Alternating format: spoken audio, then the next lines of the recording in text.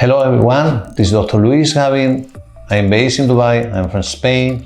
I'm an oral maxillofacial surgeon, and one of my main concerns and treatments is for snoring, because it's so highly demanded, and really on the time I become also really an expert, and also I suffer the condition, so better I can understand anyone.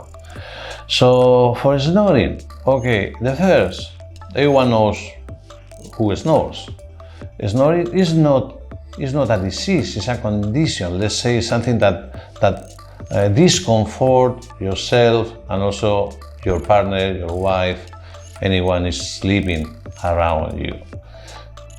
In the second, snoring is a health problem.